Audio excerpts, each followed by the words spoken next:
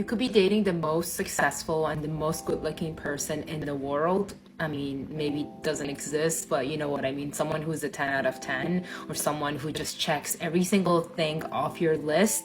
But it only takes one thing for you to lose interest in that person. And I'm going to give you guys an example.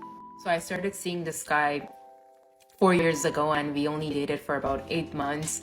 This guy was basically everything that I ever wished for in a man, and he just checked every single thing off my list. And it was just one of those moments when I thought to myself, like, what did I do to deserve this guy? And by that, I'm not trying to say I'm not good enough, but to me it was like, whoa, like, he's everything I've ever, everything was going really well. Like, we were communicating great, everything was just amazing. Like, sometimes I would sit down and think, like, how is this even possible? Like, how can this even happen? After a few months of dating, I knew that I could trust him, so I decided to open up to him once and tell him about my depression and how it was getting in the way of doing things, or things that I was once passionate about. So I opened up to him, and this is what he told me. He said, get over it. It's just a phase. Just be positive. Life is too short. You should have fun. Yeah, that's what he said, and that turned me off so much. So much that I couldn't even look at him the same way I did. I just didn't want to be with him anymore. Call me picky, say anything you want, I don't care. It only took that one comment for me to just lose all the interest I had in him. Think about it, I actually didn't do anything wrong. That just showed me a lot of things about him. It just showed me that he wasn't mature enough. It showed me that he didn't know how to deal with difficult situations. So yeah. So if you guys made it this far, I want to know if something similar happened to you, where you were dating someone great and they were just so amazing, but they said or did something that turned you off and you just didn't really see a future with them. These are 5 mistakes I made in my past relationships. Number 1, I used to overshare, and by that I mean I used to talk about everything and I didn't let there be any mystery.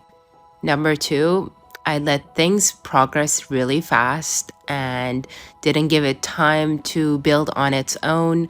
So one example would be just, letting intimacy happen too soon. Number 3, I would introduce them to my friends like almost right away because I thought, why not?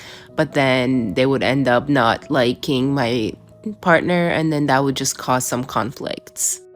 Number 4, I would text too often, or I would just text them back every time they texted me, just because I'm a kind of person who doesn't like leaving someone unread. Or if I'm on my phone, I don't mind texting you back, because why play all those mind games, right?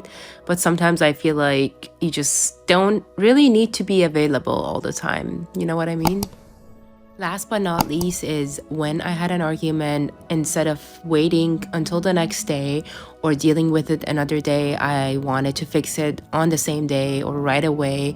And that's one of the biggest mistakes I made, because not only it drained me, it also affected my relationship with the guy I was seeing. These are 5 things that men think women care about, but in reality, we don't.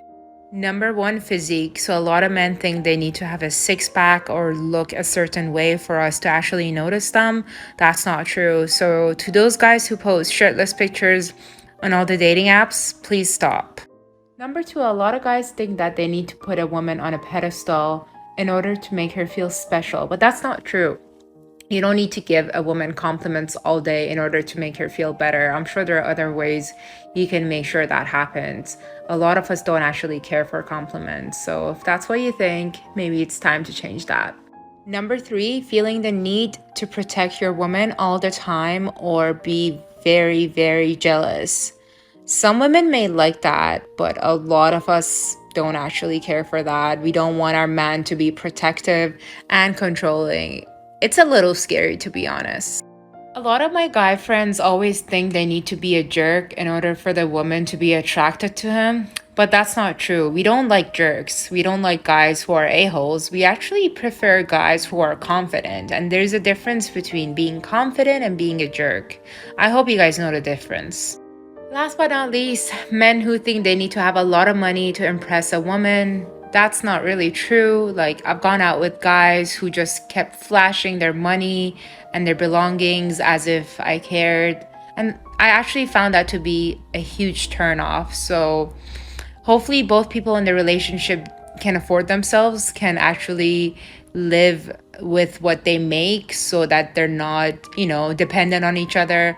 Of course, when you're in a relationship, it's different if you want to like split it, or that's a whole different topic. I'm not going to get into it, but my point is you don't need to have a lot of money to impress a woman. So if a woman is there after your money and that's all she cares about, then you need to run away.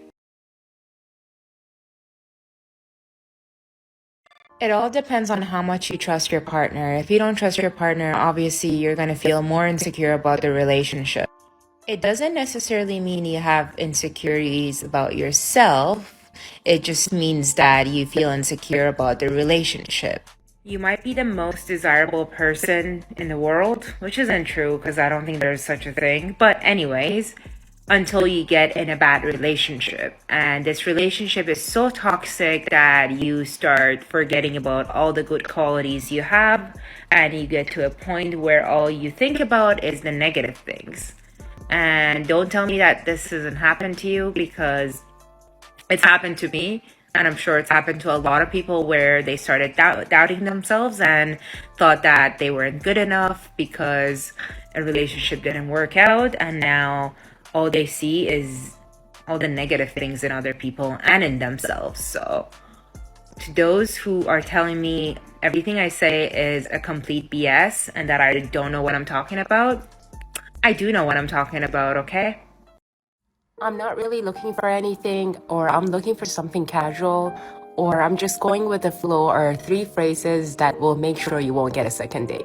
So if you are trying to get a second date, then you should avoid saying these phrases. 5 top traits in men that apparently all women always look for.